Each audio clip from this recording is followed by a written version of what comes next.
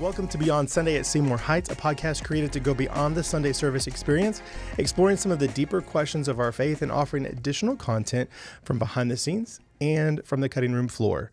I am your host, Adam, and over the last couple of weeks, you have got to meet a few of our early members that have helped shape our church over the last 50 years.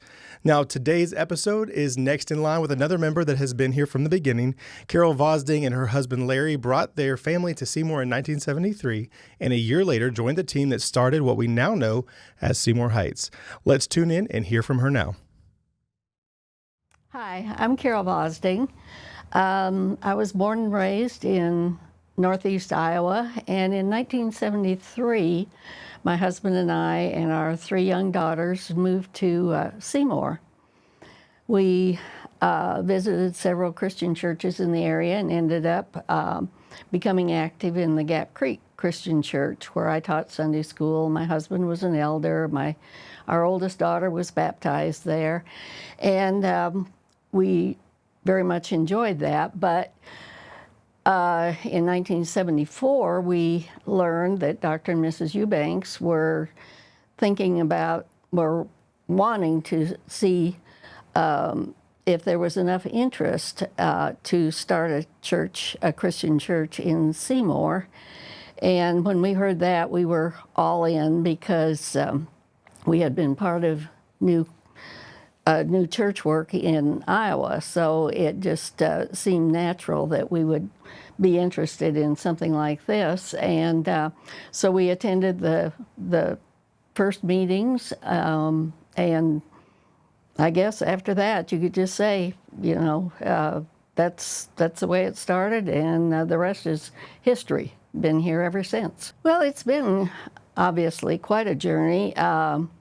We started out in the basement of a bank building, which was very interesting. It had good space. We had room for a worship service and so on. But when it came to Sunday school classrooms, space was limited. And I was going to be teaching the school-age children, so we scrambled to find a spot, and the spot we found was a broom closet. So several of us, I don't know how many there were in the class at that time, maybe 4 or 5. But anyway, we fit in the broom closet, and so all those involved still remember that time. And then we quickly moved on. Property was purchased, and then the horse stable that was on the property was renovated into a worship building by volunteer work. And it was very heartwarming to see all of the volunteers who worked hard you can imagine what it took to turn a horse stable into a worship center. But with all the volunteers and people coming together to the women furnishing meals for the workers and various things, it turned out to be a very, very adequate space. And from there we added classrooms, some downstairs area, basement area that could be used for a fellowship hall and kitchen. And then we moved on to adding a new sanctuary. That was in progress when my oldest daughter was getting married, and so she ended up getting married in the chapel at Johnson University, Johnson Bible College at that time, because of the building project going on. But it's just been so heartwarming to see through the years all the development and the cooperation and all the things that went into getting to the point we are now. I did start out teaching when my daughters were young, and as it kind of progressed, I kind of moved up in the age groups as they got older, because it was easier for me to be able to relate to the different age groups as it went along. And so, yeah, I've had a long history of teaching nursery work. Right now, I only help in the nursery once a month, and I no longer teach. But it's just, it's been a great life of being able to help where I could, and so I guess that was where I felt like I fit in.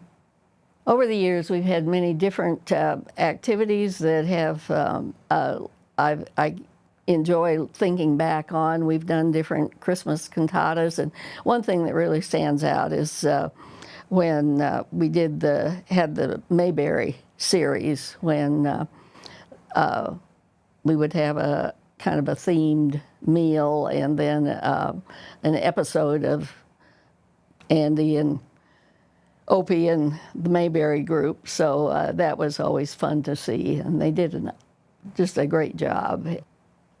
Well, I think one thing that makes us unique is the involvement with Johnson University, which I really enjoy seeing the students come, their enthusiasm and in worship, and their willingness to participate.